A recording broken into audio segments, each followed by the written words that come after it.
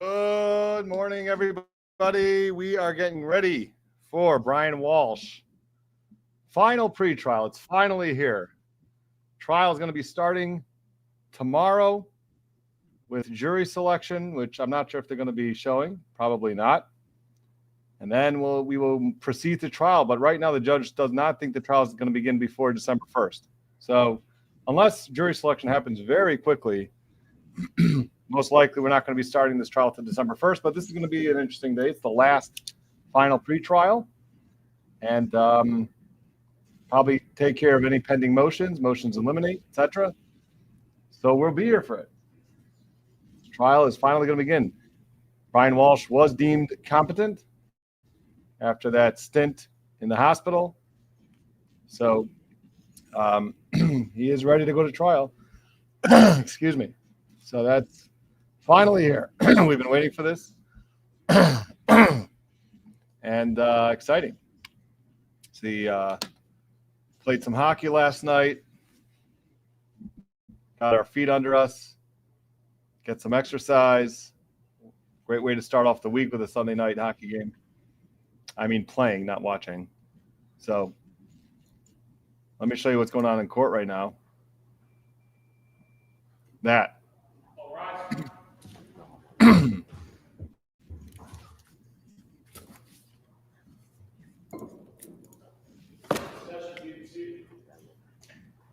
Good morning, Your Honor. In the matter of the Commonwealth versus Brian Walshe, criminal indictment 2023-0091, the matter is scheduled for a final pretrial conference this day.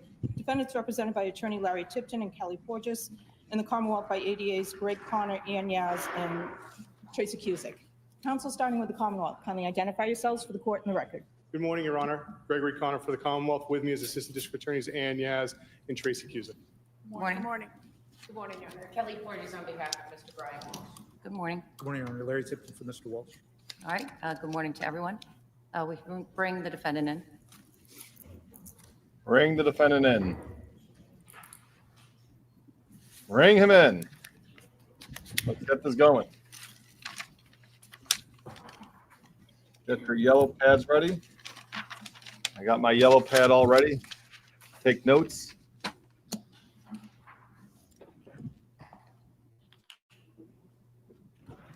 Let's say good morning to Vaheen Waheen. Everybody hit that like while you're waiting. Good idea. Our moderator is here, the trial channel. Thank you very much for lending us your time. Sarah Stiles is my name. Good morning, all. Good morning to you. Rhodes Girl. Hello.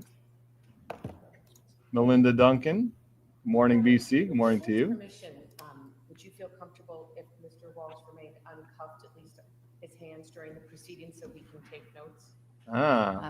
Carmel Check that with the Maligor. Court officers, I defer to them. Hi, I all. don't have any, as you probably know, Amy, I don't have any. you're bar. You're objections live. to I that. am live. Okay, I'll check with him. Thank you.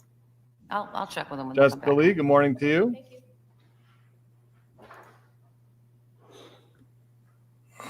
Bring the defendant I in. certainly don't intend to have his hands cuffed during the trial, so. Of course.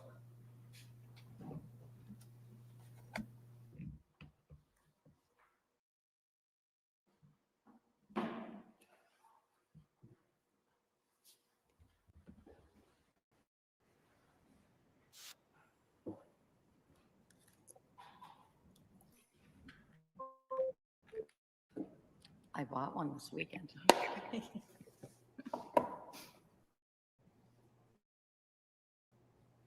Tim Farnham. Good morning, everyone. Thank you, Madam Clerk.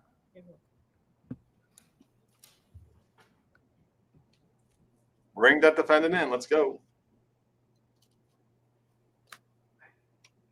Bring him in.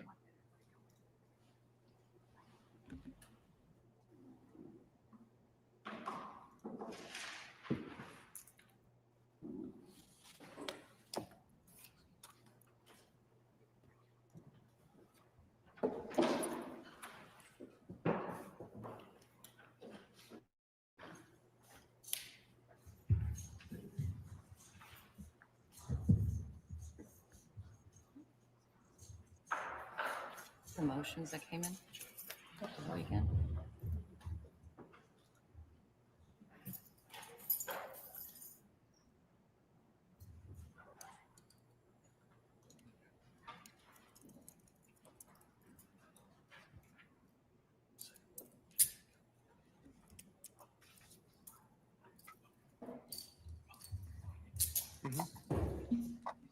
set? For the record, the handcuffs have been removed from the defendant so that he can fully participate in today's hearing. So the purpose of today really is to go through the motions and eliminate, see where I can give you some rulings and some expected rulings. I always say expected rulings because I like to think of a trial as a living, breathing thing that evolves, not something that is pre-planned. So these are my best guesses. Sometimes I'm making actually affirmative rulings because I know enough that I don't think anything will change, but if it does change, I'll let you know. So I'll just start. I'm going to go through those motions that we went through a couple of weeks ago in the same order as they're listed. Instead of, I'll start first with the pretrial motions. And what we have left over there are the following. And before I move to the motions and eliminate, I'll give you an option to check in on others that you think that I might have missed. So first motion that I think needs tending to is paper number 184, which is the Commonwealth's motion for use of streaming platform to prevent juror exposure to extraneous matter. With an affidavit in support, the defendant did not object. The request is to use the standard Zoom format. The court intends to do that. And so that motion is allowed. There will be no other streaming platform used in this trial other than Zoom. Any questions about that? Your Honor, just briefly, there's the standard Zoom platform in which remote users are able to unmute themselves, and then there's the other version where they can't. I don't know what the name of that is. Are we using that version? We're using the version that they can't unmute themselves. Thank you. I would think so.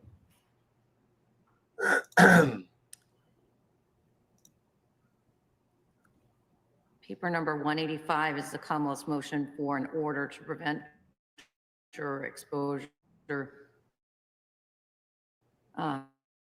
This is I don't know that we're going to need it. It's hard for me to judge or what is going to be the appetite for either demonstrators in this case. I don't see anybody outside yet. And I'm hoping it stays that way, frankly. Your Honor, I think the parties are all also hoping it stays that way. In the event that there's any information suggesting that there might be any sort of demonstration outside, how could we communicate that best to the court, information that we might? Through the clerk. The best point of communication always is Madam Clerk. Thank you, Your Honor. So if things change outside, and I have a skewed version of it because I sit out on the back, so I don't see what's going on out on the front of the building. But if it changes, you let us know, and we'll. I won't hesitate to order that because of premier importance to me is keeping that jury that we pick in their fair and impartial state throughout the entire term of the trial.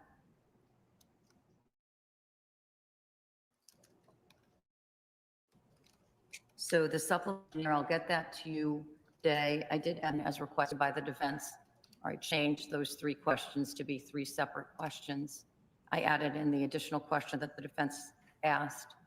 I think we, at the side of the bench on Friday, the Commonwealth indicated to me that it didn't have any additional edits to that. And I did see some motions came in this morning. I can't say that I spent a lot of time looking at any of them, but I did see that there was a revised witness list, which the Commonwealth eliminated witnesses that it doesn't intend, it no longer intends to call, and added a few witnesses. Which reminded me, so I'm going to, that witness list as abbreviated, we talked about cutting out the custodian of the records and adding in the defense witnesses to the appropriate subheading. And I, not on Friday, but previously, I think I said to you that, said to the defense to take a look at where I put them to make sure that I put them in the right bucket, so to speak. Have you had a chance to do that? And are you content with where I put them? I know I looked at it, Judge. remember, but I think that it was fine, and I'll take a look at it before I leave today, but I think it's fine. Okay. So what I'm probably going to do is take the new witness list from the Commonwealth and then add those people back into the same spots that I put them on the prior version, rather than try to figure out who the Commonwealth took off. But sometime this afternoon, you're going to get the questionnaire and you'll get the attachment that I intend to, and just take a look at it for the final. We can always make changes in the morning. And while I'm on the topic of questionnaire, I think I told you, I think it's the most efficient way to get the information to you, and the least logistically challenging way is the way I've done it really in almost every case that I'm using a questionnaire now, which is those questions are designed in a particular way such that a yes response requires further follow-up. And so when that person comes in, and I'm pretty sure now that we're going to be impaneling in this courtroom. I didn't think that the last time I talked to you, but based on what's happening in the other courtrooms, I can't get a clear courtroom somewhere else. So we are going to impanel in this courtroom. We'll be using the whisper technology for strikes. When the person comes in and is seated, I will follow up on any missing information on the statutory questionnaire and any yes answers to the questionnaire. And then I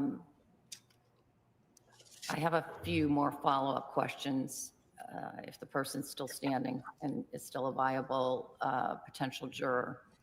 One of the questions that I think I'm going to ask in that individual voir dire is to tell the prospective jurors that during the course of the trial, they need to agree not to be on any social media, and they need to agree not to watch the news in any medium. That's a big ask, but I think it's a necessary ask given the level of publicity, media coverage in the case. Anyone have an objection to that? No objection. Objection, Judge. Could I just ask a question, Judge? I looked at my notes from our last discussion. I read my notes to say you were going to give us copies of the questionnaire. That's right. So how do I do that? Yes. So you'll have a blank questionnaire, of course. Mm-hmm. And so what I do is I have the person come in, I tell them in the impanelment script, you fill that out, give us your honest answers to the questions, you fold it together, and you keep that document in your possession. Don't show it to anyone until you hand it to me. So they will come up to the side of the bench, they will hand me the questionnaire. I will then recite. The juror number 40 answered yes to questions blank, blank, blank, and blank. So you'll know what questions they answered yes to. And occasionally people don't answer and they'll put a question mark or they'll write something. And if that happens, I read literally what they wrote and where they wrote it. And if you at any point want to look at the questionnaire, that's fine with me too. I just want to prevent the both the time and the paper that's involved. Jury selection is so paper intensive anyway. The last thing you need is more questionnaires. But if you want to look at the questionnaire at any point, that's fine. And then at some point, the very last question, as you know, on the questionnaire says, whether this would disclose anything that would be personal to you. I presume that some number of jurors are going to answer yes to that question. At some point, typically at 1 o'clock, I will have the required hearing under URIP to seal those questionnaires. And you have to give, under the rule, you have to have a hearing. So it'll take about 2 minutes, but we will have that hearing at some point during the early stages of the trial. Thank you.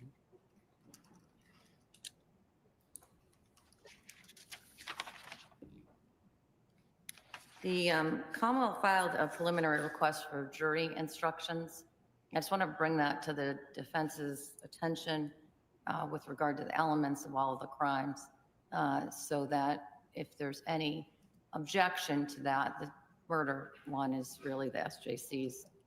And I don't know that you're going to be dabbling with that, but with regard to the others, just take a look at those so that we're all on the same page with regard to the elements that are attenuate to the other crimes, all right?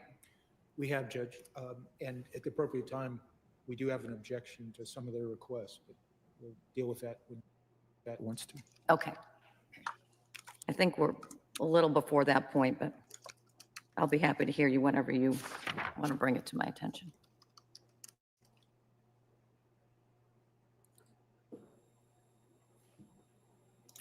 We've dealt with on Friday the motion for change of venue.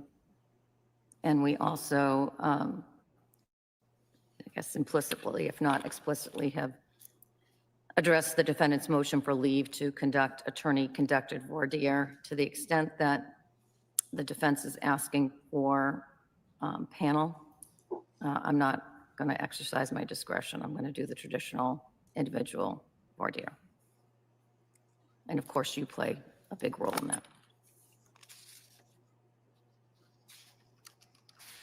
That's all I have for non-motion in limine pretrial motions that I think that I could give you some rulings on. Before I move to the motions in limine, is there any other non-motion in limine pretrial ruling that you're looking for? Your Honor, the Commonwealth did file a motion for reciprocal discovery. Okay. The defense did provide us with a notice of intent to call Dr. Banerjee and an outline of Dr. Banerjee's opinion if she testifies. The Commonwealth is requesting the proposed potential testimony of Dr. Lakin and Joel Scoletti of Safos Corporation, who are identified as potential experts by the defendant, and also Dr. Dan Feria and Steve Verino of MVP Forensics, also identified as potential defense experts. And also Tim Creamer has been identified as an investigator. Commonwealth is requesting any statements that Mr. Creamer has obtained, and also the substance of any testimony he may offer.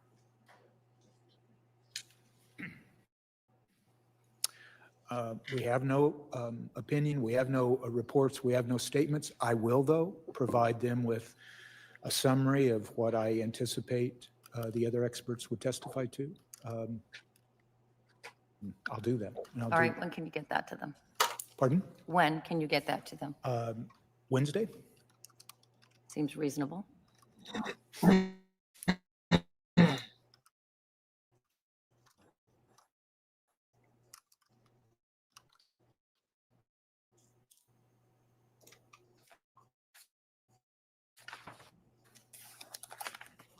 All right.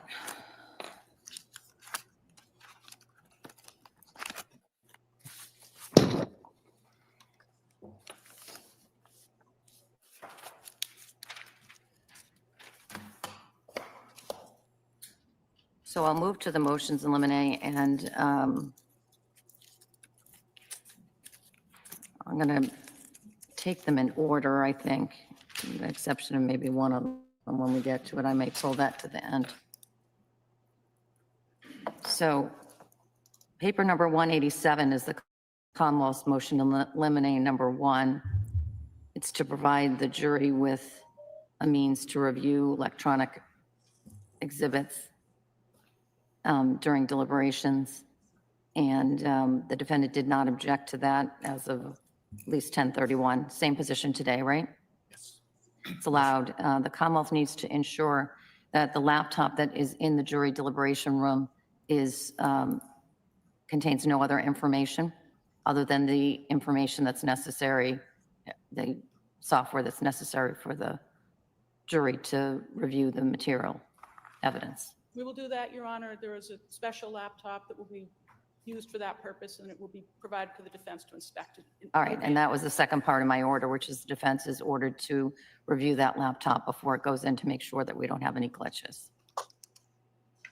Paper number 188 is Commonwealth's motion in limine number 2.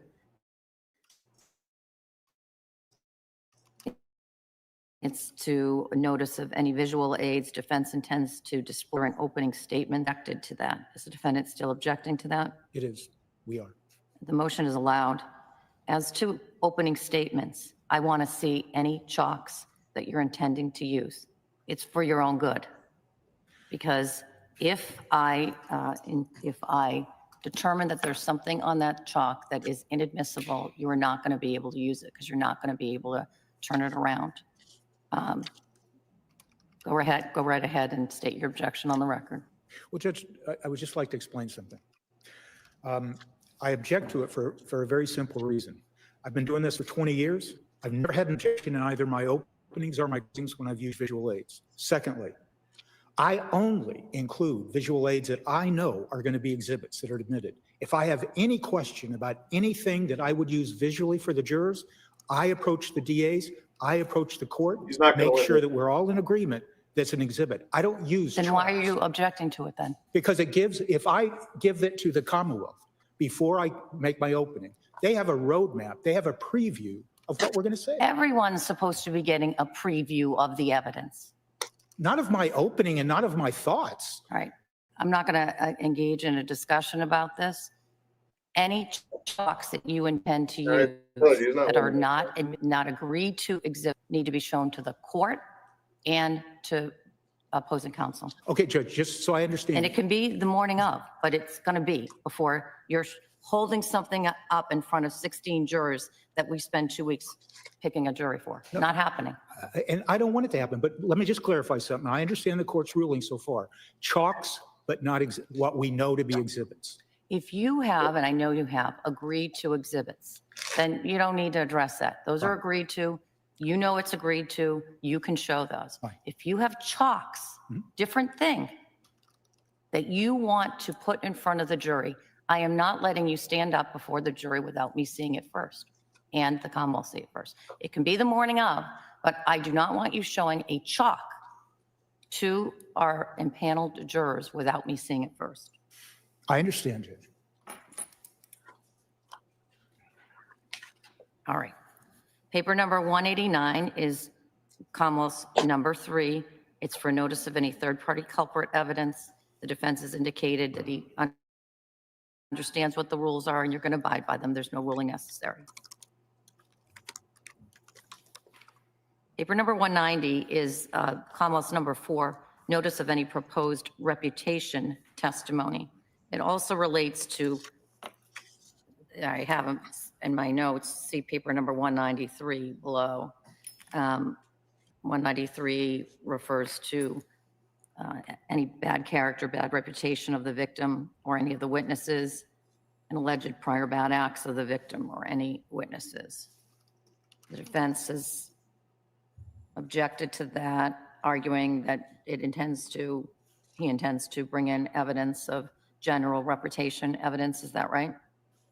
Your Honor, at this point, we don't have any notice of specific reputation evidence that we'd either offer through cross-examination or in any case in chief for us. Okay. The concern I do have is the Commonwealth has indicated they expect to introduce evidence, quote unquote, that Anna Walsh was a loving mother who would never have abandoned her children and was a dedicated employee.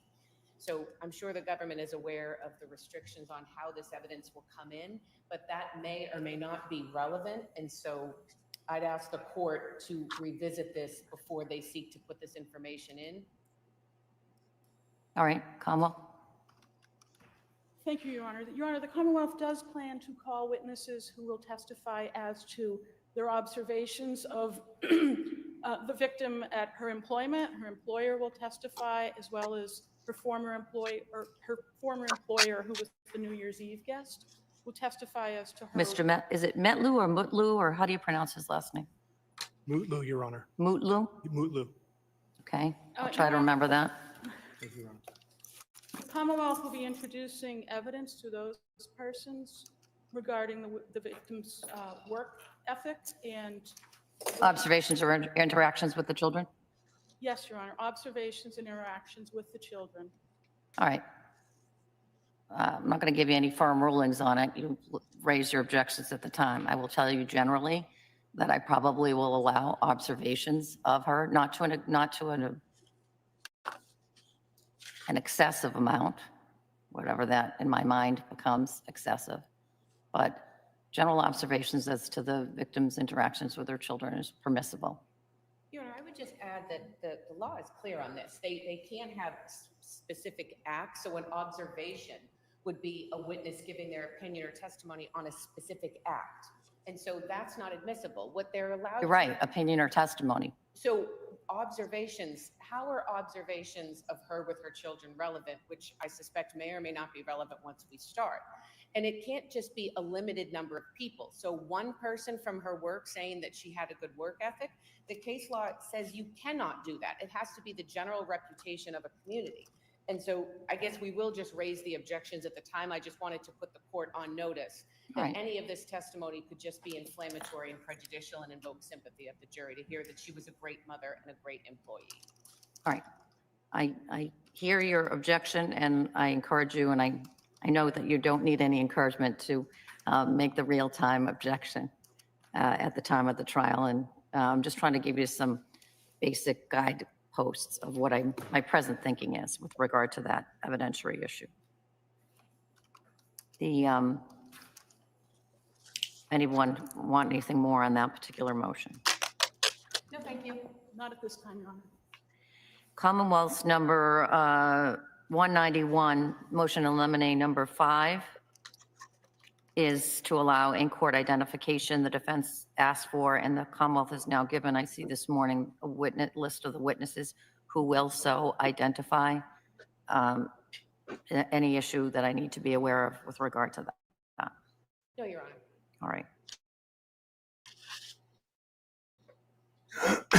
That motion is allowed without objection, and the Commonwealth has satisfied the defense's request to provide names as of this date. Number 6 of the Commonwealth's motion to eliminate is to preclude reference to or introduction of irrelevant conduct of testifying and non-testifying police officers and agencies. The defendant objects, and I'm happy to hear further argument on this if you wish, but the defense's objection to me was, I wrote in my notes, it depends on what the Commonwealth does in its case in chief. And so you've alerted me to the issue, and we'll take it as we go along. With regard to a preemptive ruling in that regard, that it would be part of your opening statement, because the opening statement is supposed to be a preview of what the evidence in the case will be. And so the defendant may not open on this without raising it with the court. It wouldn't be expected testimony at this point based on your opposition, or seek to introduce that evidence without readdressing it with the court affirmatively at the time that you're going to do it. All right. Commonwealth's number 7 is paper number 193. I think we just went over that with the other one, so I'm going to bypass that. Paper number 194 to Commonwealth's number 8, to admit photos of digital devices rather than the actual devices, and the defendant did not object, and that's current today. That motion is allowed without objection. Let me pause on 195 because I think we're going to have to go through. Let me just say, first of all, Commonwealth's number 9 is to admit the defendant's 4 recorded interviews with the police. I saw this morning, but I haven't really had a chance to look at it. The Commonwealth supplemented its legal briefing with regard to statements of Miss Minor and of the minor child. I want to look at that, and I want the defense to have an opportunity to look at that. I looked the case over quickly this morning, but I frankly didn't have much time to deal with it. But I'm going to circle back to that motion. This hearing. Paper number 196 is Commonwealth number 10, to admit NCIC missing person form for Anna Walsh. Defendant didn't object, correct? Correct, Judge. It's allowed. Photos and a short video of Anna Walshe as she normally appeared. The defendant objected. So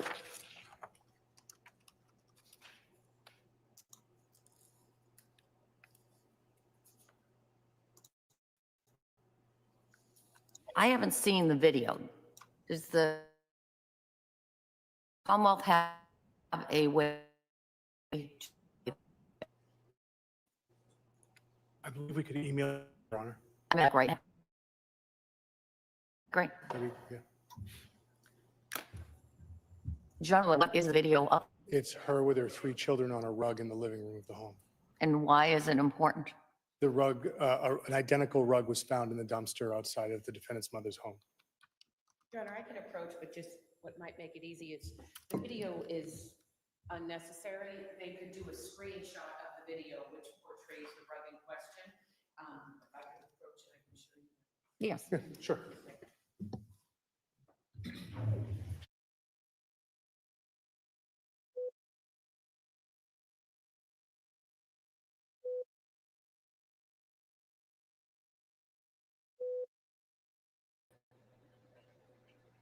So they want to get in the picture or a video of Anna on the rug, which apparently was found at some point.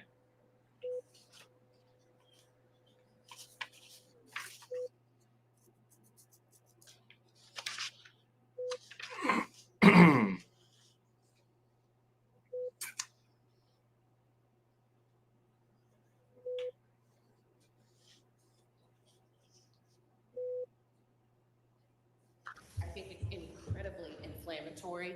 And if their sole reason for introducing that is to simply show that that rug was in the home, they can do that with a screenshot. No objection. All right. That's a ruling you were going to get. So it's good that you, there is no reason that the video needs to be played.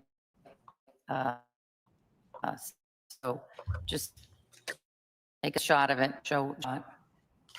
To the other photos. You need to use, it's sort of like autopsy photos, in my view. Use the least number you can use to get, I understand that's one picture she's wearing a necklace and one more picture she's showing the watch or something else. But use the least number that you can use. If I may, Your Honor. Yes. So I agree with that, and we tried to cull it down. So there's one with a jacket, there's one with a watch. The black jacket. Yes. There's one with a watch, and there's one with a necklace. We can probably take away 1 or 2 from what we submitted, because I believe that there's one where she's with Mr. Mutlu wearing the watch. So maybe we can delete that one. So we're talking probably about 4. Your Honor, the other issue is those photos can also be cropped, and there can be a stipulation that the cropped photograph showing a person wearing the necklace, the coat, is in fact a photograph of Anna Walshe. So they have sent a parade of photographs. I think that there's other ways to serve that purpose, and some might be stipulations. So this. Well, I'll let you work out whether you have any stipulations, but even if you want it that way, doesn't mean that the Commonwealth wants it that way. And the Commonwealth gets to Present its case. hold on one second.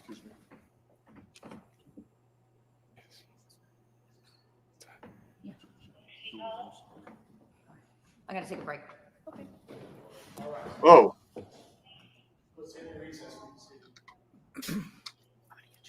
No, I'm fine. That was a pretty quick exit from the bench.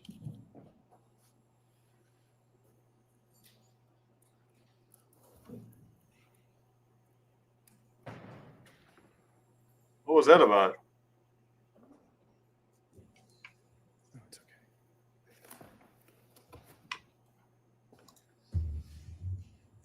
Scott November Light says, is the argument that it would be more prejudicial than probative to show the pictures? Yeah, that's the idea. Yeah, it's more prejudicial just to keep showing pictures of Anna smiling and hanging out with her family and her kids. It's, there's got to be a probative value to it, and that probative value has to not be substantially outweighed by the prejudicial effect. So, yeah, that's what the judge was saying. However, the prosecution does have the choice how to present their case. They have to prove that a death occurred. They have to prove who. They have to prove, some other elements that maybe those pictures bring out, like the rug or other things about the picture. So yeah, this is always a battle between the defense and the prosecution about how much can you bring in from these type of pictures and this type of evidence. So that was quick. We're gonna go next. All right, I think I was saying that you may be able to reach a stipulation. I don't know if you can, if you can't. But I think I was just about ready to say that the Commonwealth gets to, within the bounds of the evidentiary bounds, gets to present their case. I appreciate the analogy to autopsy photos. And so let me go back and see if I can do something that's more palatable to the defense. That's frankly how I see it. I mean, I understand the significance of the various items that we've just listed to the Commonwealth's case, or I think I understand generally what the significance is to the Commonwealth's case. So I'm inclined to let them have the photos that they're going to need to make those arguments. But they don't need to be inflammatory. And so, yeah, just look through the lens of an autopsy photo. Thank you, Your Honor. I Comparable. appreciate that. No, I'll work. All right. Almost motion well commitments concerning this opposing in part. I'll hear from the Commonwealth first on this one. Your Honor, we have actually attempted to develop a stipulation. The Commonwealth had sent it to the defense. We haven't heard back as to whether that is something they wanted to stipulate to. We had been working on potentially reaching an agreement as to what information about the federal charges would come in.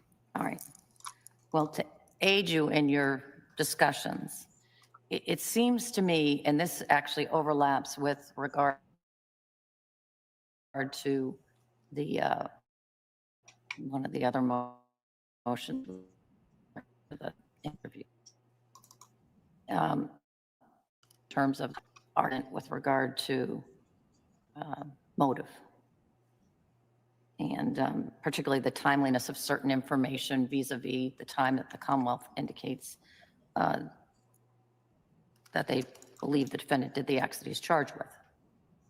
And the one area that I wanted to probe so that I have the information firmly in my mind, what the evidentiary significance of it is, the weight of it versus the prejudice, is the GPS. So my memory from prior proceedings on this case is that the GPS was not the way that the Commonwealth found out that Brian Walshe was at various places.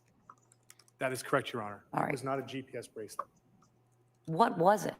It was a radio frequency bracelet that would go off if he went a certain distance from the home, and he would have allotted amount of time to leave the home to perform errands and drive the children. Okay. So there's no evidentiary, there's nobody coming in and saying, based on how his bracelet, he was at X, Y, and Z. They found that from the phone, right? That is correct, Your Honor. They found All it right. through the two phones. So that seems to me to be both in the transcripts and also just to the extent that it's in any of the federal papers as a condition of release, highly prejudicial. And I'm not inclined to let the jury hear about that. It's not relevant to their decision-making, and they may, even if I give them a limiting instruction, may make it difficult for them to accept the limiting instruction. It doesn't have any evidentiary value. Okay. So anything with regard to both in the interviews, which I know we're tabling for later on, and or in the federal records, that seems to me to have very little evidentiary value to the Commonwealth and has a potential for prejudice to the defense. So that won't be in. Understanding you've made a ruling, can I make an attempt to change your mind? Sure. All right, thank you, Your Honor. I appreciate you giving me this opportunity. So with the defendant's ability to have windows of time that allowed him freedom to leave from the house, it allows the Commonwealth to show the premeditated nature of this crime and that he had windows to clean up after the crime was occurred. That's a different thing, though. The fact that he has windows of time that or certain parameters that he has to be at home, and that comes up in the interview at one point when Attorney Minor makes mention of Yes. that. And I don't know what we're doing with that yet, but Okay. putting that to the side, I don't think that what you just said about windows is the same thing as I'm saying about being on an electronic bracelet. Okay. Okay. Because I think there's different prejudice that attaches to those two things. The fact that he had restrictions, that he was on federal supervised release, and that he had some restrictions is going to be known to the jury. It's integral to the case. But the fact that he's on an electronic monitoring bracelet is a different thing okay. in my mind. Thank you, Your Honor. I understand your rule. But keep on objecting, as I know you will. But that's sort of the dividing line that I'm drawing in my mind's eye right now.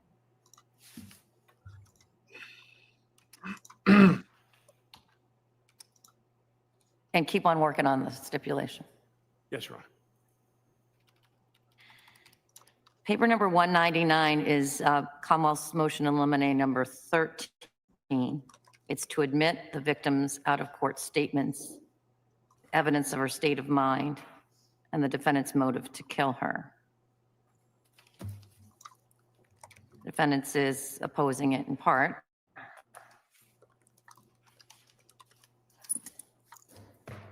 I'll hear from the Commonwealth first. Thank you, Your Honor. The Commonwealth would seek to introduce the victim's out-of-court statements to Alyssa Kirby and to Mr. Mutlu and to Mr. Fastow as to her state of mind, which was known to the defendant. Your Honor, certainly the defendant, the evidence will show that the victim had a meeting with her friend, Ms. Kirby, on the 29th of December and told her about the big argument they had over Christmas. Give me a timeline because I want to have this in my head. She comes home on Christmas Day. When I come home on Christmas Day, she drives because she's a flight. After Around 8 o'clock. When did she drive back? She leaves on the 26th of December. Okay. And she drove back to DC. And she drove back to DC And then she returns back to Boston by flight on the 30th. on the 30th.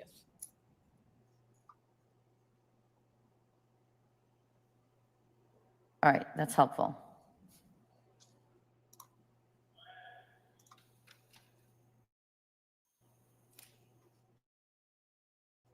All right, go ahead.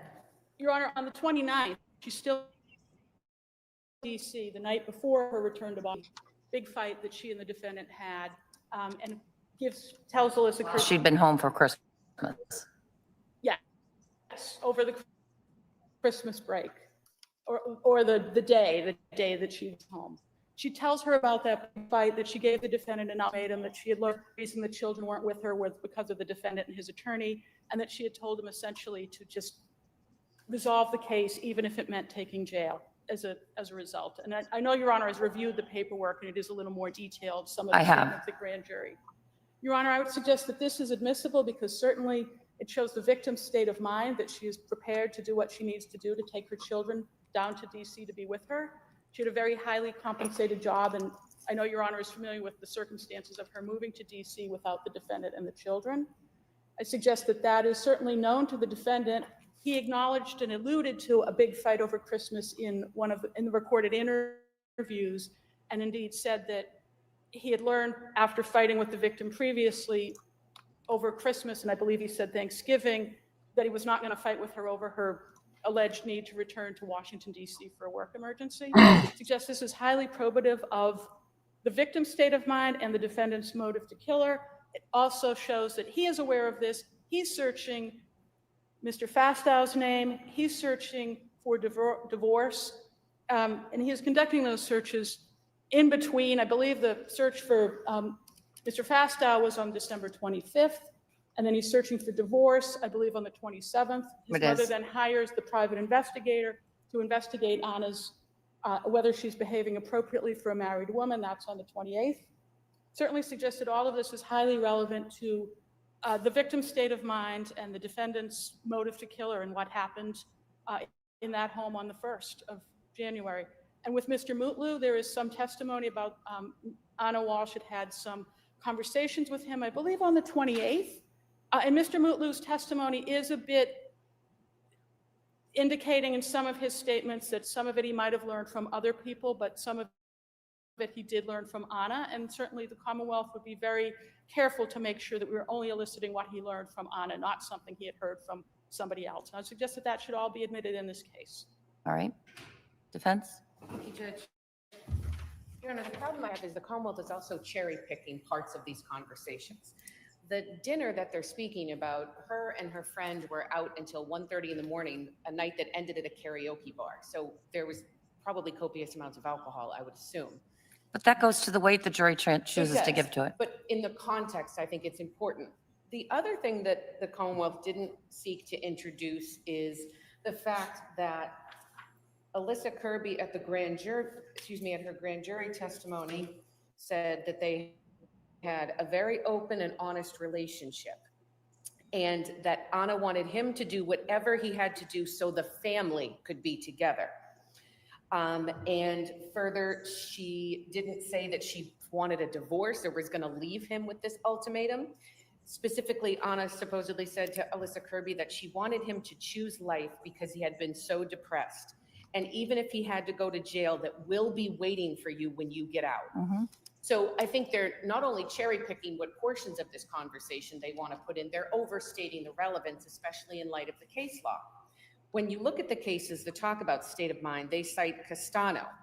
That was a situation in which the witness had told the defendant in that case that she wanted to end the relationship, that she had rejected his anniversary presents, not only was ending the relationship, but has packed up his bags. And when the police responded to the scene, there was in fact a packed suitcase of the defendant's items at the door.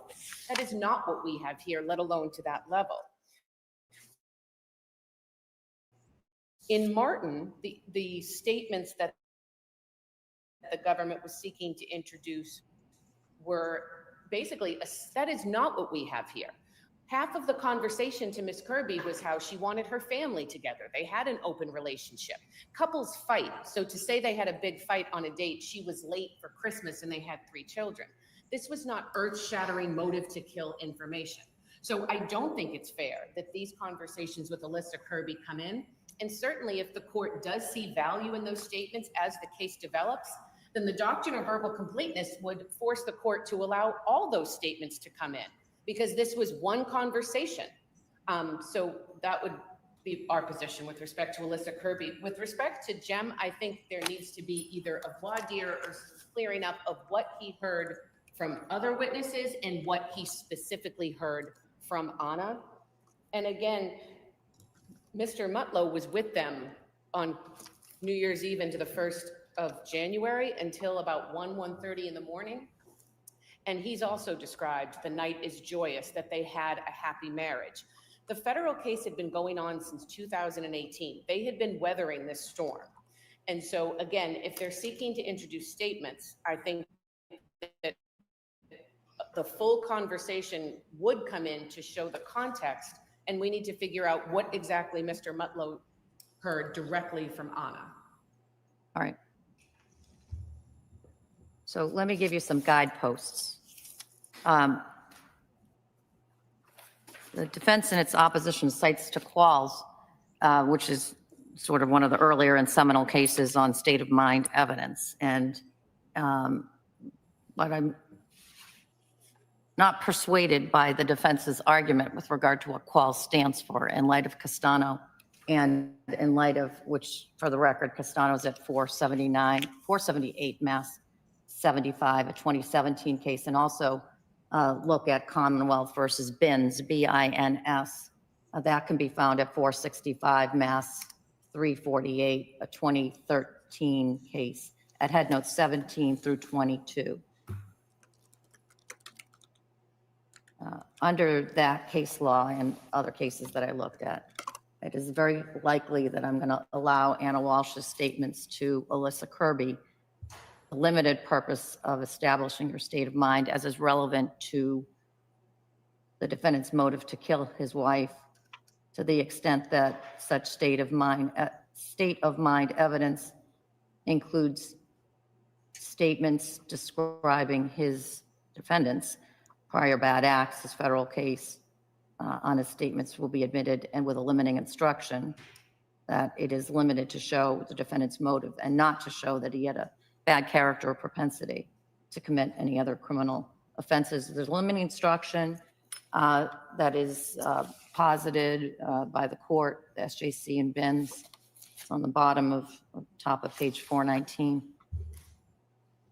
Take a look at it. That's what I'm likely going to give you.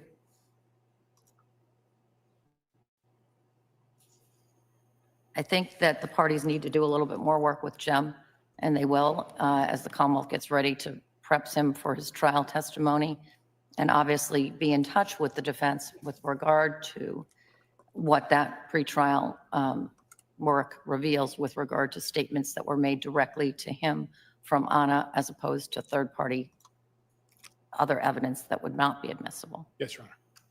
With respect to William Fasto, there's one notable exclusion or sustained you're going to hear. The statement that she makes to Mr. Fasto about she doesn't know what the defendant would do if he were to find out about the affair is not her state of mind evidence and is not admissible and is Understood. prejudicial. So don't go there. Yes, Your Honor. And then, of course, with regard to the doctrine of completeness, I think the defense has an argument there. And so I'm inclined to let them bring in the other statements. And you can oppose it if you want, but that's sort of the guidepost that I'm setting right now. Understood.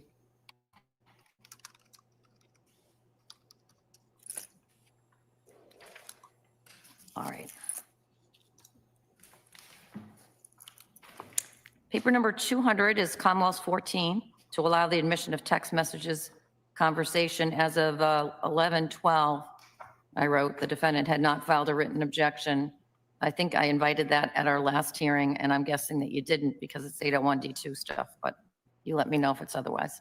So, Your Honor, with respect to the text messages, I think maybe we have some objections to some of the portions of the text messages, but specifically, and I did talk about this in Another paper?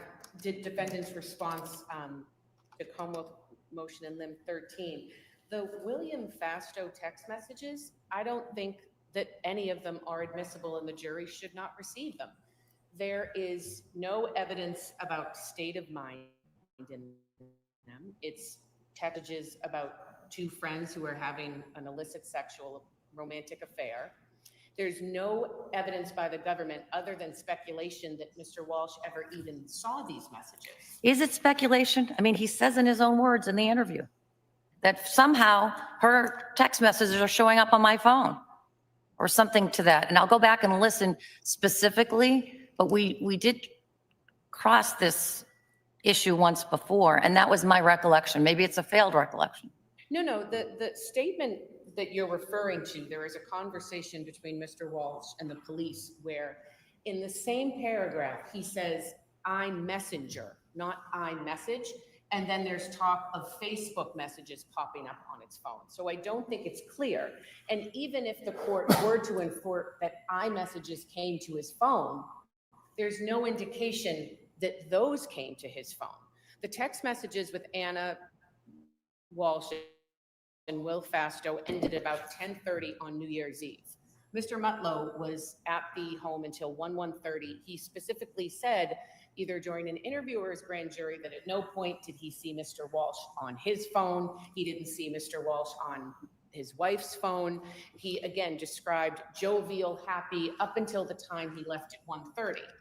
So I think it's a very thin speculation that he saw these messages. If a foundation is laid during trial that indicates that he did see them or he did know them, it would be different. But otherwise, these text messages are hearsay and they're not admissible for any purpose. How are they hearsay? In order, in what I'm focusing on is what in them, is to prove the truth of the matter asserted. Well, then I guess we'll have to look at each, and that's sort of where we're going to end up with the transcript, I suspect. Well, then that's it. So it kind of reverses the question back to the government. Why are they seeking to put this text message history in? They're putting it in because they want to wave it around and say she was having an affair and he knew and he killed her. That's what they want to do. And I think if there was actual evidence or proof, other than speculation, that he had seen these messages, was angry about them, we'd be in a different posture. But that is not the case. And so why are they trying to put them in? And hearsay, her messages, her statements are hearsay. So what other purpose is it coming in for? I don't see a purpose other than to just wave this in front of the jury. Mr. Fastow is going to testify. He can certainly testify to the relationship between him and Anna, the duration, the time, but those text messages should not go in front of the jury. All right. Kamal. Please. Your Honor, in addition to the defendant making statements about her iMessenger appearing on his phone, he also told the police that her phone was upstairs on New Year's Eve. He told police about some quarrel she had had with someone over text message, and then had been put her phone upstairs in their bedroom. Abdullah. Yes. That's different than Mr. Mutlu's testimony that she was using her phone all night. So I suggest that's certainly. Let me ask you this. Based on the forensic work done on the defendant's phone, is there any evidence that he was on his phone that night? No, Your Honor, there's not. Okay. That's the phone that was Missing. misplaced. Right. But you do have evidence, so this has been the subject of other motions, that on the first and into the second, that there was some manipulation of that phone to unlock it. So I guess what I asked you, and it was a sort of a void in my mind of whether there was any evidence that he was on his phone on the 31st. And the answer to that is no. The first time his phone was manipulated was at, I believe, 7:35. In the morning of the 1st. All right, just trying to get the facts in mind. Well, more to follow on this as to individual text messages, and I want you to be focused on whether or not they are being offered for the truth of the matter asserted, and if they are, what your positions are, and see if you can make some headway on this. Thank you, Your Honor. Oh, Your Honor, the only other thing with respect to the messages, and this could be an email instead of, I just wanted to, we can certainly check, but if I could have the government verify if the messages they are proposing to introduce between Mr. Walsh and the other witnesses, if they have been edited at all, because we have like pages of text messages over a couple days to various witnesses, and I don't know if that is just the chunk that they are taking, or if they went in and cut out any messages. Okay. And by the way, I'll talk to the counsel afterwards. Okay. by the way, this motion that I'm talking about, we started to talk about Mr. Fastow and Anna Walsh's text messages. But to the extent that they're the defendant's text messages, which were the subject of this, then that's in a different bucket in terms of evidentiary ruling. Maybe not as important to you either, which is why you went to the other. Right. Okay.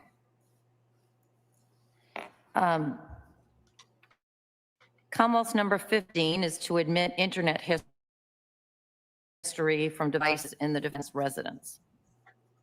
Your Honor, the government has produced 2 binders that they expect to introduce into evidence. One is a binder of the gray MacBook, and then the other one too. So we appreciate that. Are these for my own, sorry to interrupt you, but are these similar, if not the same, from what came into grand jury? They're not the same to what came into grand jury. Okay, because I'm familiar with those from the prior briefings. This is significantly more material than what came into the grand jury. Okay. Is it the same sort of format, though? There's a search and then the result of the search? No, Your Honor, this would, I would suggest, be from a Celebrate report, and we have copies here that we can give to the court to review. Okay. But the Celebrate report for the MacBook pulls from two different databases, so you see the same search twice or the same visitation twice.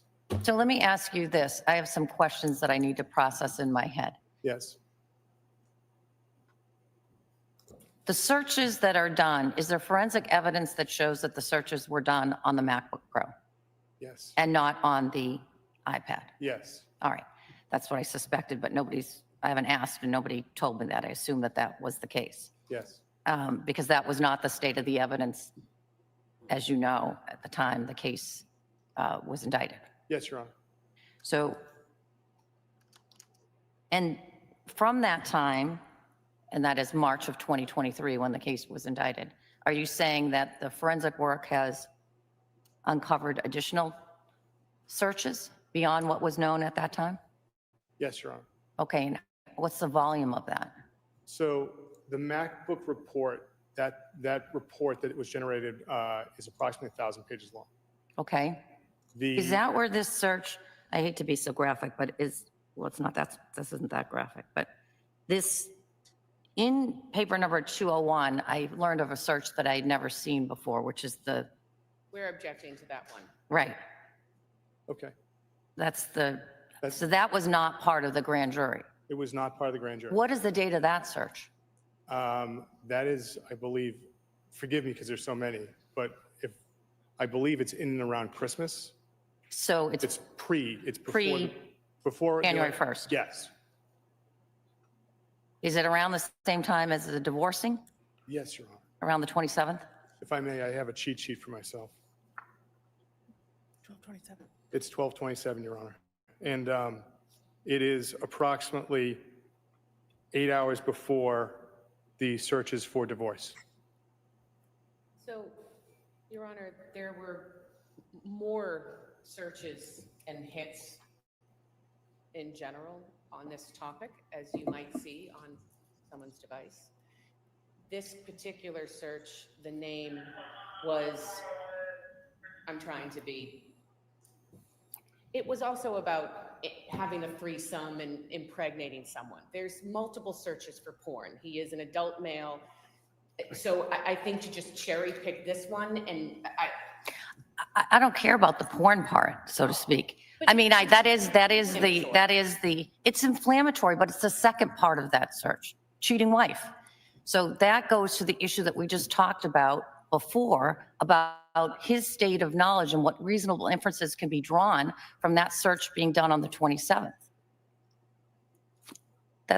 That goes to that is an argument with regard to his state of knowledge on the 27th as to whether or not his wife was having an affair, right? I could care less about the porn part of it. no, I understand. I think, but without getting into a semantical discussion about pornography, I think that there's millions of different interests, predilections of what people Sure. might watch or like, and I think that it wasn't just cheating wife. It was cheating wife has threesome and gets impregnated. So to say that could have been ancillary to what the content of the material was. So I think it's inflammatory. So when the Right. court, So there's this body of evidence of searches now that are not in my mind because they were, and it's not that it's inappropriate, that's why we have these hearings. But what would be helpful to me is if the Commonwealth, A, can provide me with those searches, and B, if you know, and it's not too much additional work, identify, and maybe it will become apparent to me because there's only the list of what you knew at the time of grand jury is pretty much encapsulated both in the grand jury transcripts, but also in the affidavits. Your Honor, we're prepared to give you the binders and a list of the items that we would seek to elicit at trial from the binders. All right. And we'd give that, of course, we've given the binders to counsel, but whatever we give to the court, we give to counsel. And then if there are particularized searches that the defense is objecting to, I know you will raise them with me. And as a matter of logistics for how the jury is going to be presented this is even the stuff from grand jury, which I printed out because I'm still old school, is binders worth of materials that I have still with me. How are you going to present this to the jury? So, Your Honor, we have, that would be tagged as an exhibit, a binder, but then it can be Viewed. broadcast on these different monitors. So we can ask the witness about a certain entry in the report and put the entry on the screen, and then have the witness testify from the screen saying, this is what occurred in this entry, according to the report. All right. Just an awful lot of material for them to absorb. We understand that. It's also important material to the I Commonwealth's case. understand. And so it's not an easy examination, but we do believe that it's important, and we've tried to make it as streamlined as we can. All right. Your Honor, too, just so the court is clear, I believe the government's position is that they're going to put in 3 or 4 actual binders into evidence, so the jury is going to get a giant binder of 1,000 pages. And so at what point does that become cumulative and prejudicial when they just drop by? And I'm just trying, is there a way to streamline this, or is there a way to cull some of it? Maybe that's something we can all work on. I just wanted the court to be aware that that is the intention. More to follow. More to follow.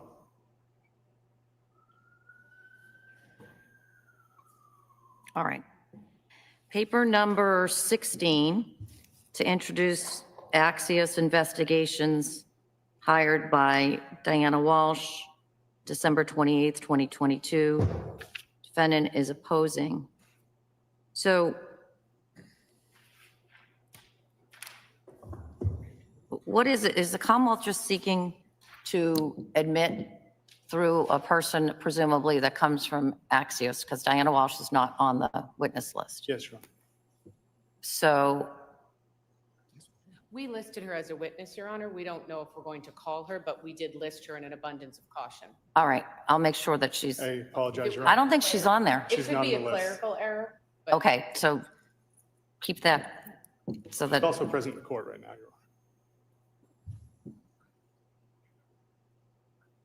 well, do you want to do anything about that? I didn't know she was on the witness list, so I didn't move to, I didn't move to sequester her for this hearing. So I didn't understand that she was going to testify, Your Honor. I apologize. All right. So, Do you want to move now? I can tell you what I would intend to introduce a trial from Axios. It's just very simple, a contract that was executed. right, which I've seen. Yes, It's a grand jury exhibit. yes, Your Honor. What's the objection to that? So, Your Honor, what's the relevance of someone who the government isn't calling as a witness to introduce something that they did on the 27th of December? Well, the relevance, and frankly, I'm going to ask that Ms. Walsh leave the courtroom. Thank you, Your Honor. I can speak more freely in a moment. Mhm. Like the prosecutor should have said, Thank yes, you. no, I move now, that she should be sequestered. Judge is kind of like waiting for that. What do you want me to do about that? Yeah, move now. Move now. So, Your Honor, the evidence that the government has provided us suggests that Diana Walsh contacted Axios Investigations on December 27th through email and phone calls, that she signed the contract, that she paid for it. In the grand jury testimony, Jeremy Dozier states that Diana Walsh specifically said, I don't want my son to know about this. So they're trying to basically say, she did this. We have no evidence that he was part of it, knew about it, directed it, paid for it, and it's just prejudicial and But there, offended. I read somewhere, and it has to be in the grand jury, Mhm. I read somewhere that the the connection to the defendant is that she wanted to do this for some time because of the psychic, and that she went to the defendant or said to the defendant, I want to do this, and that he tried to rebuff her and say, no, I think his words were, Anna's a good girl, and, she's not having an affair, something to that effect. But then I also read somewhere, has to be, again, in the grand jury, that he then gave her the name of Axios. So even though he said, don't do it, he gave her the name of the company that she hired, right? So if the government is going to elicit that information, The only way that comes in is through Diana Walsh. and they did not list her as a witness. So even if there was evidence that the government was planning to introduce that Mr. Walsh supplied the name, that doesn't indicate he paid for it, knew that she finally did it, was interested in the results. The evidence we do have is that the mother are psychic, and even the testimony, or excuse me, the evidence suggests that when Mr. Walsh was speaking to other people about it, he was dismissive of it and even told his wife about it. So I don't think it's appropriate that they get to introduce the contract or the fact that Diana Walsh hired a private investigator on the 27th, unless they're going to call a witness to link it to him and that he knew about it, wanted it, and was invested in the results. Otherwise, it's not relevant. So apparently there was some sort of psychic who thought that apparently that Anna Walsh was having an affair. And guess what? Psychic was right. So hope that psychic, should put out get some more customers now. Right about your memory of the grand jury testimony. That statement of the defendant giving the name Axios, that comes from his mother. So, But you don't have her on the witness list, so how do you make that connection without her? that's fair. We were suggesting it's a reasonable inference by the amount of contact the two of them had, and that he saw her frequently, and that he talked to her frequently over the phone. But again, we were trying to be very limited with what we were entering. It was just the contract through the private investigator. So with that, I think Ms. Porges, her assessment of the evidence is correct.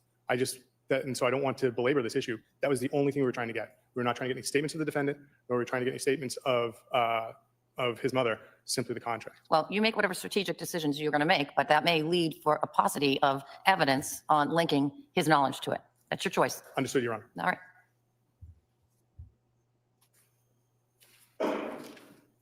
Number 17 is paper number 203, and no objections to the calendar. There is, Your Honor, but given the fact that my understanding is that there's going to be a blank calendar and items or notations may be placed on it, and I'm assuming then that is going to go to the jury. If that's the case, then the defendant would also like access to also add or denote things on that calendar, and we can color code it, we can figure out a way, but that's what I would ask for. Or we can have two calendars, which seems superfluous if there's one. We were just looking to give each juror an empty calendar so they can make their own notes and it would be part of their notebook, not something like that witnesses would be using. So if they just want to give a blank calendar to the jurors so they can keep track of days, then that's fine. Yeah, it just got confusing during the grand jury. All right. 206 is allowed, sequestration of witnesses. 207 is a review. Commonwealth took no position. Your Honor, may we be heard sidebar? Yes. Talking about the view. Gonna go. I guess check out the Walsh residence.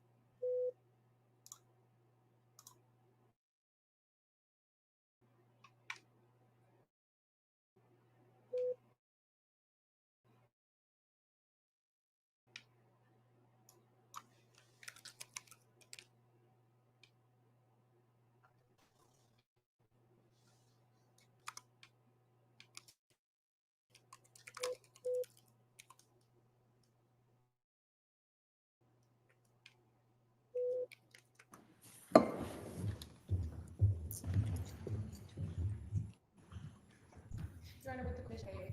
Walsh, I'm correcting. No objection? Sure.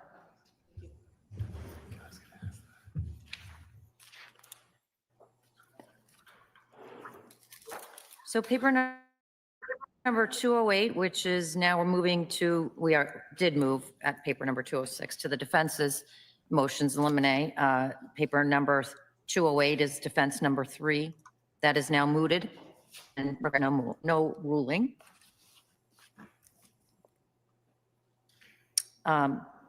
Paper number 209, defense 4. Commonwealth has indicated they will not seek such opinion. So no ruling is needed. Paper number 210, defense number 5. Commonwealth will not seek, no ruling is necessary. Your Honor, we ask a similar order of any awards or commendations for any defense experts that may be called, that they may not elicit that from those experts. Well, to the extent that it goes to their qualifications, they need to do that. They need to know that the person's qualified, but no excessive lauding. How about we say that on either side?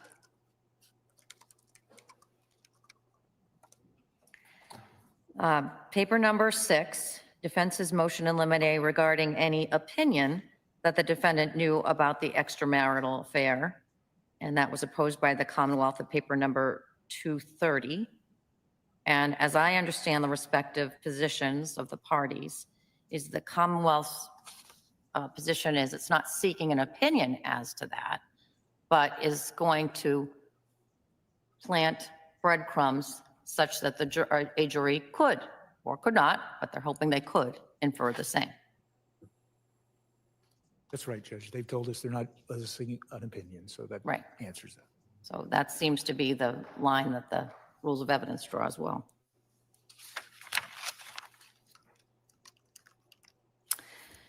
Paper number 7, defense number 7.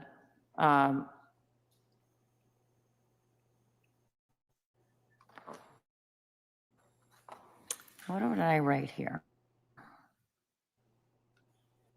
Oh, is paper number 212. It's regarding opinion. And opposition was at 231. And I wrote to myself, and under what authority? Well, all I'm trying to do, Judge, and all we're trying to do is keep these witnesses from taking the stand and start offering opinions as opposed to the facts of their investigation, that they not be asked opinions that they have not provided in all of these reports. Because when you read through the hundreds of pages and what they've given us is all this search data and everything, that's fine. But they can't then elicit, do you have an opinion about what this means? They can't do that, and that's why we filed this motion. That's all.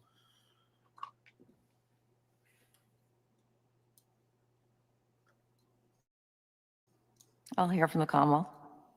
Thank you, Your Honor. Your Honor, we've provided voluminous discovery in this case. Certainly, we expect that the witnesses will testify as to what they did in conformance with their reports. They'll explain their reports to some extent, but the defendant has all this material that has all been provided. So we would, if there's something specific they're looking for, but again, the witnesses will not stray beyond the reports that have been provided. All right, then we have no disagreement. As an aside, by the way,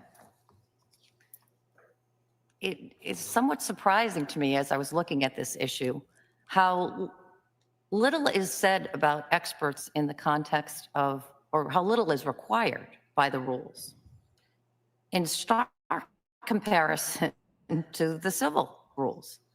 And I can't resolve that in my mind, why the drafters of these rules sort of make a heavier burden on the parties in a civil case with regard to expert testimony than is expected in a criminal case.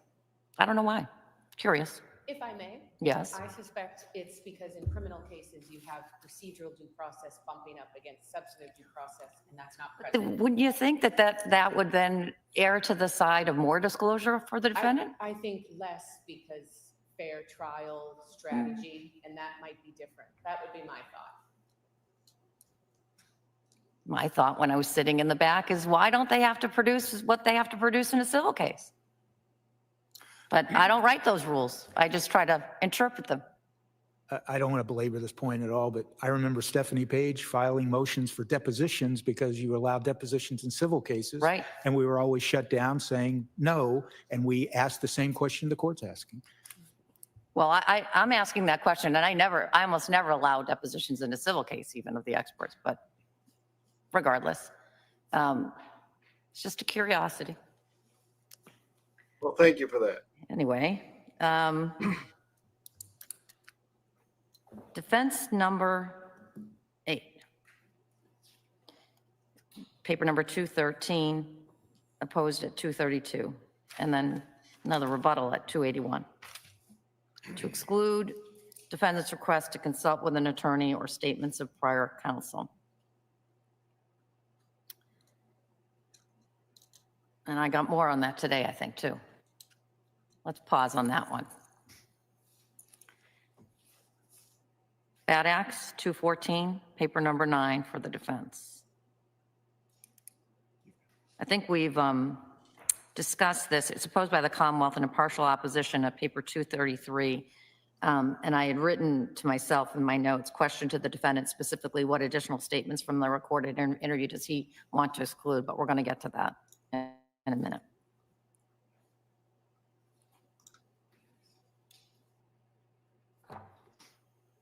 Paper number 215, defense number 10, motion in limine regarding witness characterization of evidence or of the defendant's behavior. The Commonwealth has said it will not seek character evidence, but will offer evidence of the defendant's behavior through observations. Is that right? Yes, Your Honor. All right, that seems reasonable and likely where the line's going to be drawn. Number 11, paper number 216, asking the Commonwealth to designate and provide notice of specific statements and internet searches contained in the digital data seized to be introduced at trial.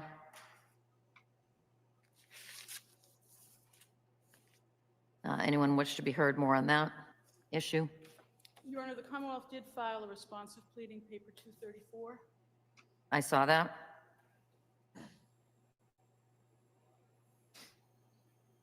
I will say that the Commonwealth's opposition at 234 seemed to take a reasonable approach, and likely where the line will be drawn.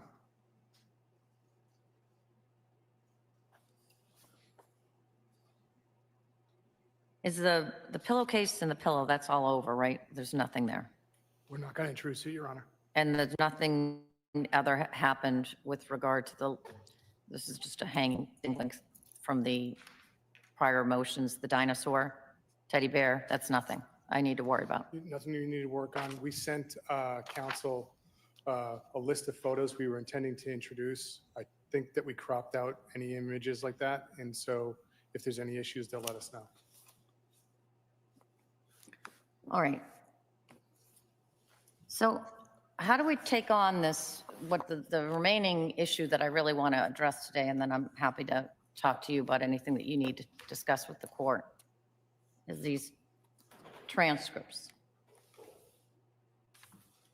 And I had about 5 minutes to look at the case that the Commonwealth has now cited in its most recent briefing of this morning, and I want to give it a closer look. But one way that we can approach this is to literally go line by line. I know that the defense has indicated, and I appreciate the way that this was laid out in the briefing, because it makes it very, very clear as to what it is that you're seeking and helpful. So I appreciate the work that you did to get that in that shape. And you've stated your objections. So one way I could do this is to just go through on this list that you gave to me and rule at some time between now and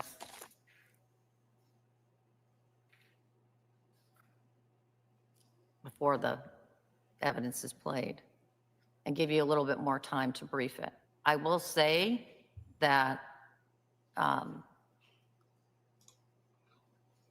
as I said to you at the side of the bench on Friday, but I think that there's a evidentiary issue that needs to be decided with regard to what the scope of the employment of Ms. Minor was. And I'm not sure how this new law fits within that analysis. If it does, if it's just a separate analysis, it almost seems like it's a separate thing completely. And a separate vehicle or avenue to admissibility, these adopted admissions. But I want to give the defense time to respond to that because it just came in this morning. And as to many of these statements, and so that you don't misunderstand where I thought I was on Friday, which was alerting you to the issue of agency, I'll call it. And I don't want either of the parties to be misguided by what I said to you on the side of the bench with regard to that. And what I mean by that is this.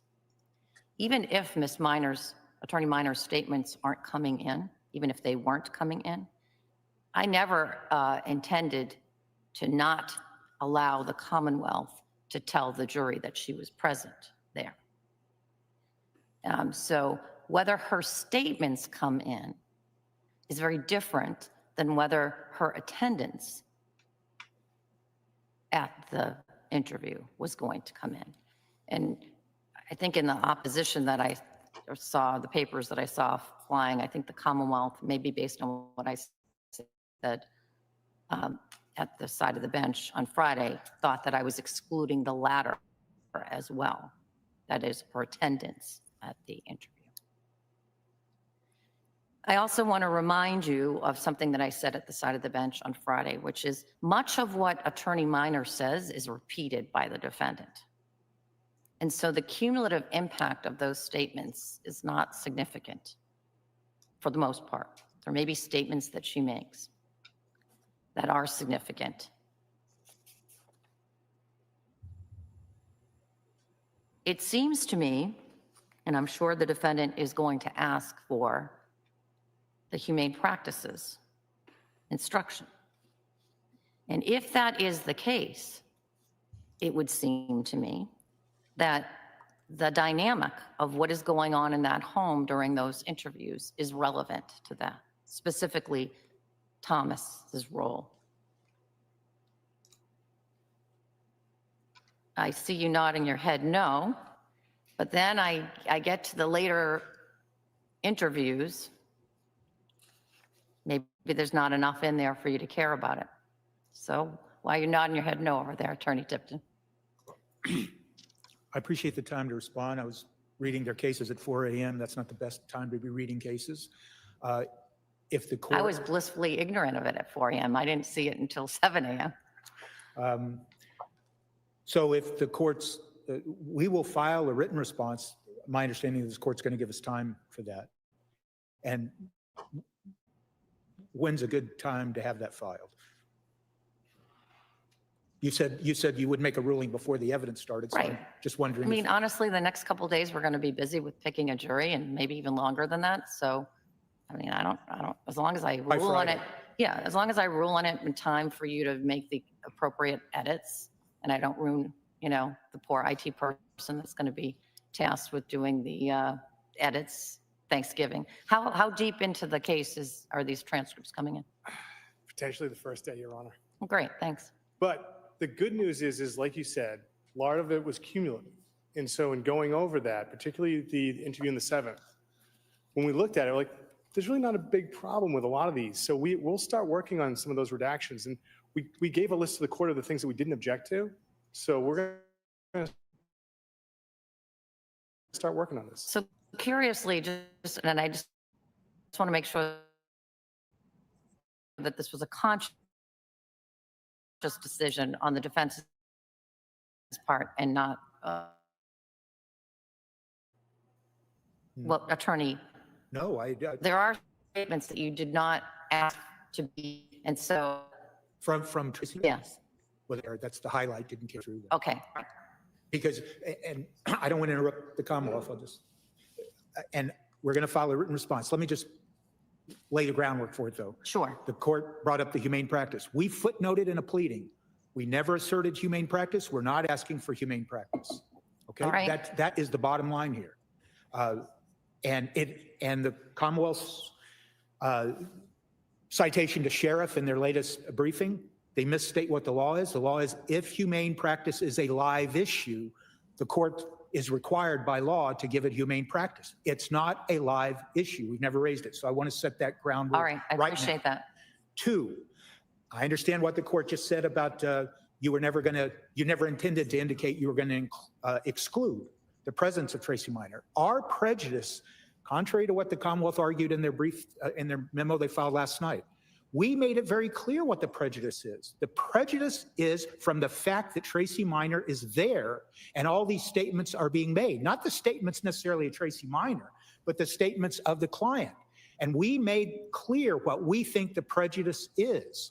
And that prejudice, once again, we'll lay it out in more detail, but that prejudice is the same type of prejudice that flows from the Commonwealth's reaction to Proctor and I won't go into anything about Proctor except for the fact that once Proctor's integrity was impeached, the Commonwealth moved away from it, moved away from him. Why?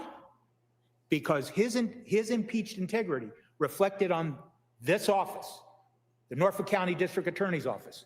Our prejudice is that what happened at these interviews, that Tracy Minor was there, that the jury can take that to say, as we said, either he's lying to his attorney, therefore he's lying to us, and they can't believe our representations during the trial, or his attorney was complicit in the misrepresentations he was making to the police because she chimed in, but she was there, and so now we're making misrepresentation on his behalf.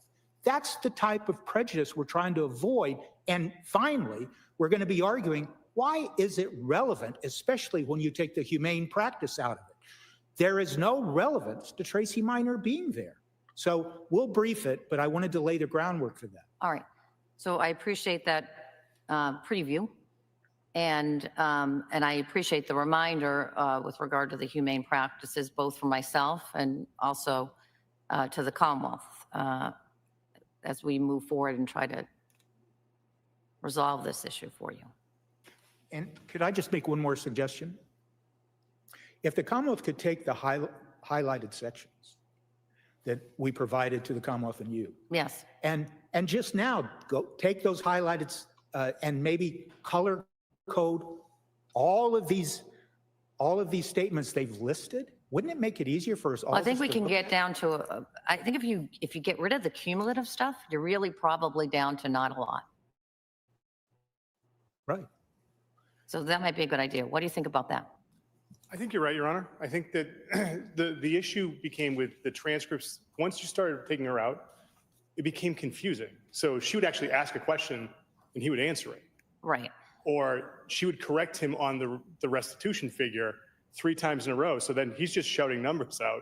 It doesn't make sense. So a lot of it was just confusing with what was being proposed. So we're trying to go back and be more strategic about this. All right. And so my goal is to make things clearer and easier for the jury Yes. than confuse them. And so to the extent that So just so you should know, they're dealing with the issue that Tracy Minor, who's Brian Walsh's attorney in the federal case, was present at some of these interviews, and there's some specific jury instructions about what to do with that case. You know, there's some coming on the humane practice jury instruction, but if he have said certain things in front of the attorney that he maybe would have said differently if the attorney wasn't there, these are the type of things that maybe there's a specific jury instruction that would be given. But that's the concept of what they're talking about now. The fact that Tracy Minor was there during some of these police interviews, and you know what they're going to do with that. you're having that situation where there's a question that she's asking that he's answering, and it's cumulative. The relative prejudice, I understand the argument, and I'm not ruling on it right now, Attorney Tipton, because once she's there for one answer, she's there. Your argument is going to be the prejudice attaches. I understand the argument, but it's also incumbent upon me to provide evidence to the jury that they can, in a manner that they can consume it. And if it's doing so, once I balance the prejudice in a way that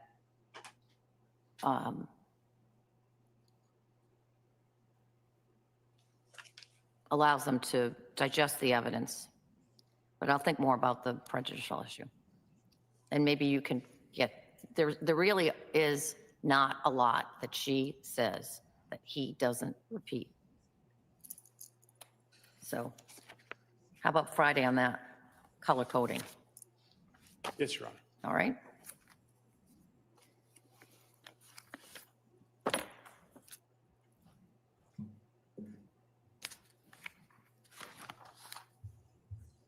That's all the motions eliminate, right?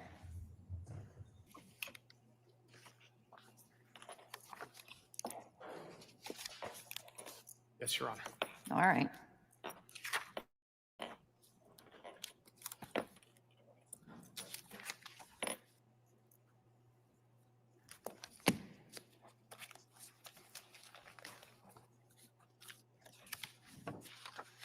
So, not much else that I have other than the jurors that were called in today were being used for a civil case. They're going to be told at the end of the day that they're being held over till tomorrow. And that's so that we will get a big yield tomorrow and hopefully both, I'm hoping to take 70 of the jurors tomorrow and the remainder will go hopefully to Crim 2 so that they can get their work done too.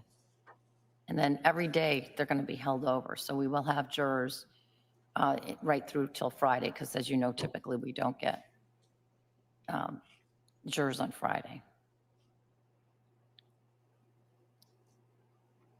And we'll seek to 16. Any questions that you have lingering that you need answered between now and tomorrow morning on anything? No, but I would ask to come to sidebar on an unrelated matter to this case Okay. when the time comes. Anything the Commonwealth needs? No, Your Honor, I think that we'll work together and try and figure out some of the other issues we've talked about today. I've been keeping a running list and just trying to make sure that we stay on schedule. All right. I will see you at the side of the bench. Side of the bench, sidebar.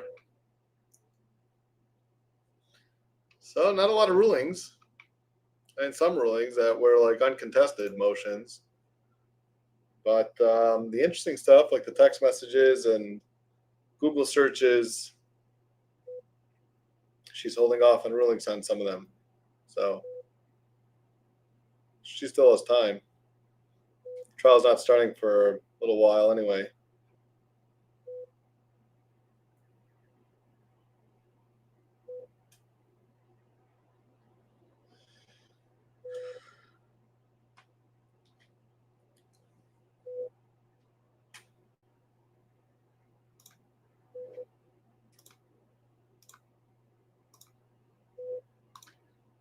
Doesn't that beep sound like you're in a hospital? Beep, beep.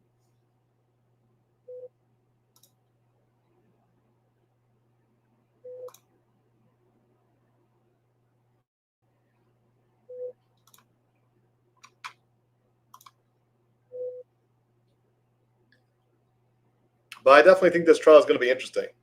I think there's a lot that we don't know yet that we're going to see during the trial.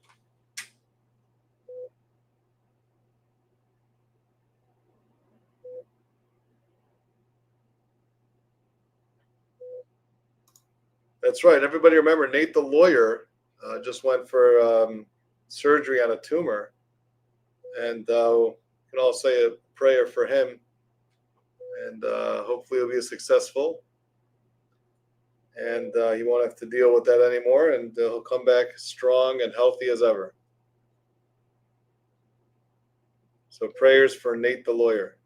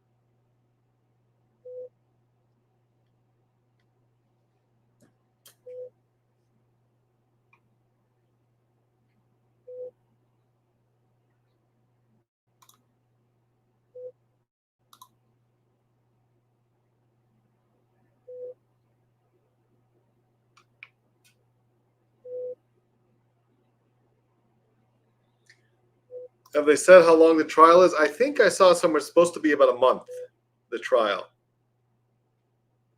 Sometimes that's an underestimation. When they say a month, sometimes it turns into 6 weeks. But we'll see.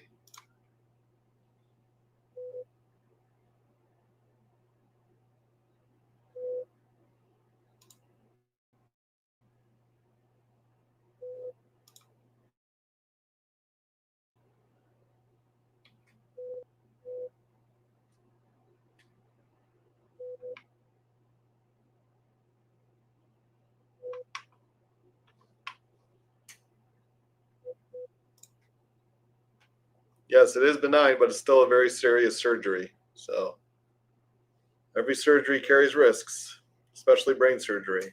So, but yes, thank God it is benign, as far as we know. The defendant is in custody. That's your question. Yes, they just took off the handcuffs for now.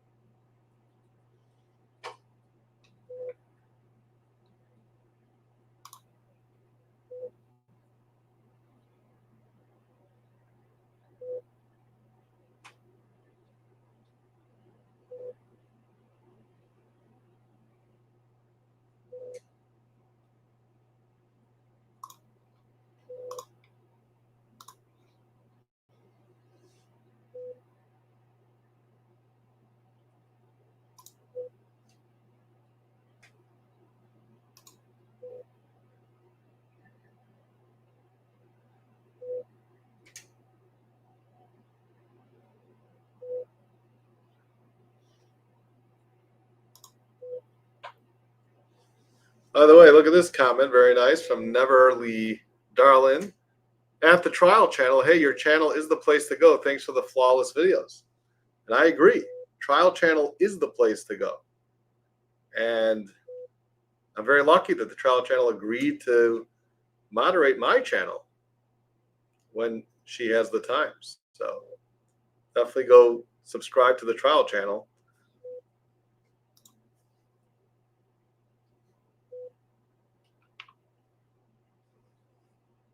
And if you're just joining us now, we are at a sidebar, an extensive sidebar.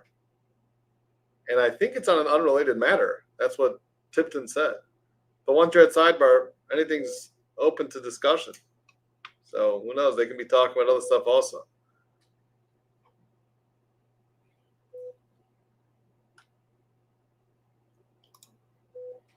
Bismo says, BC, I enjoyed seeing you pop into Runkle's fundraising stream. Great convo. Yeah, you put a few of us law tubers together, we're going to have a good time. And when you're doing it for a good cause, nothing could be better. So it was a Saturday night for me. It was a little tough to make it, but I wanted to at least come and give an hour. And I gave an hour, and it was a great time for me. I hope everybody there had a good time. And I think Runkle raised close to $100,000 for a children's hospital. I mean, really, how can you say anything negative about that? But nevertheless, you're always going to have people, the haters, saying something negative about what someone's doing. And unfortunately, we saw some of that with Runkle. Some people had some issues, of course, because you're never going to have everybody happy. But it's just, you're raising money for a children's hospital, for crying out loud. I mean, give me a break. Someone's going to have a problem, because you're auctioning off Robert Alessi's tie or David Yanetti's tie. Who cares? It's all just to benefit the charity. Come on. So if you can give someone a tie, I actually want to do that with my jersey, by the way, back there. And I think I'm going to, because I have a certain charity that I raise money for once a year. Some of you may remember it from last year. It's an organization called RCCS, which raises money to help people fighting cancer and to help their families. And we're going to be talking about that more as my link goes live, which it did not yet. So if you're planning on donating, do not do that yet until I send you my link, because I'd like to raise some money for them. I play hockey for them. There's a hockey tournament, ice hockey tournament, which I play, and it's in Chicago. And we're going to be talking about that in the upcoming in the videos as soon as I get my link live. So, I mean, it's a charity, so, is a tie worth $1,000? No, but it's charity. Okay, so let's just calm down. But I do plan on having that jersey going to someone special, someone who donates. So we're going to be talking more details once I go live there.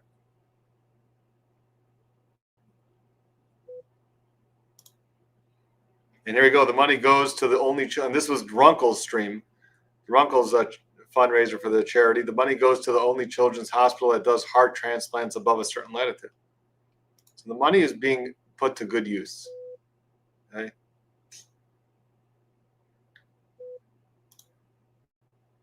Kathleen Gates, Runkle is a good soul. God bless him.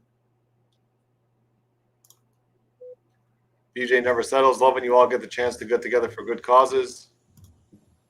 John Roberts says I'm going to start the bidding at 1,000. Well, we'll talk about that coming up. I think I'm going to auction off that jersey for the. The plan is we'll see each other.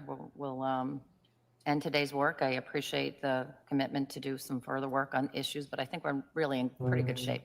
Yes, right. As we move forward to the start of this. I will get you later this afternoon what I believe is the most updated witness list, which will be attached to that supplemental questionnaire. Take a look at it carefully, and I made some changes, some other minor changes that you'll see in there. I think we'll be able to give the court the binders of the internet stuff with spreadsheets of the isolated ones that we're looking at. All right, that sounds good. Thank you, Your Honor. Have a good day, and we'll see you back here at 9 o'clock tomorrow morning. You as well, Your Honor. Thank you. Matters continued to November 18th at 9 a.m. Thanks, everyone. All right, well, that does it for the final pretrial conference. They're going to be going into jury selection, which I don't think there's live streaming, so we're not going to be seeing that. But we are going to be covering this, so I don't think it's going to really any action that we're going to be able to see until December 1st. Of course, if there is, we'll go live with it. But until then, a lot of things hold over that the judge is going to make decisions on later. Have to do with text messages and conversations that Anna Walshe had with Alyssa Kirby and other people. So we're going to be seeing it. I think it's going to be a very interesting trial, as I've said before. So, all right, but that's going to be it for today. And I just want to let everybody know again that we are going to be auctioning off that jersey right there. It says Brother Counsel in the back. In fact, I'll just show it to you right now. Give me a second.